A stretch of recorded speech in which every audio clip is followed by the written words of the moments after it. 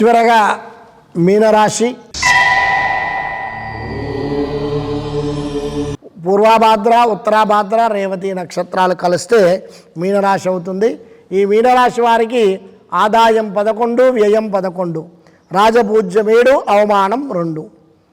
ఈ రాశి వారికి 4వ స్థానంలో 5వ స్థానంలో గురువు సంచారం చేయడం వల్ల, 1వ స్థానంలో ఆ యొక్క శని సంచారం చేయడం వల్ల, 12వ స్థానంలో రాహు, 6వ స్థానంలో కేతు సంచారం వల్ల వీరికి చేసేటువంటి ఆ యొక్క వృత్తుల యందు జాగ్రత్తగా ఆచరిస్తూ ఉండాలి.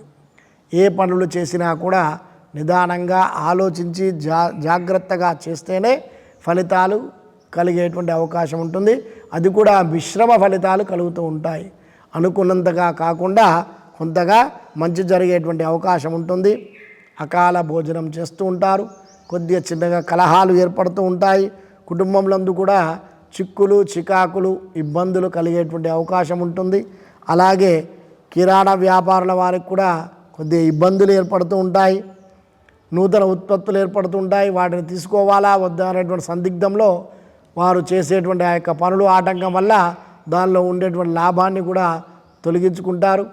అలాంటి ఇబ్బందులు కూడా కలుగుతూ ఉంటాయి.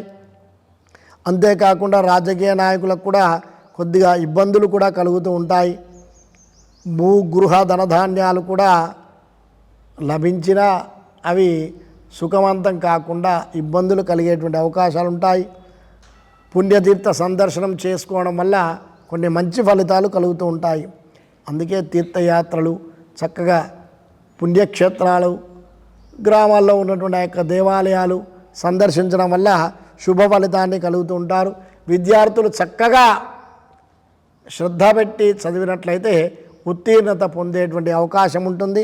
చక్కగా వీరు యొక్క మీనరాశి వారు ఈ సంవత్సరం రామరక్షా స్తోత్రం కానివ్వండి, ఆదిత్య స్తోత్ర ఉదయపారాయణం కానివ్వండి, లక్ష్మీనారాయణ హృదయ పారాయణం కానీ చేసుకోవడం వల్ల వీరికి శుభ ఫలితాలు కలుగుతూ ఉంటాయి.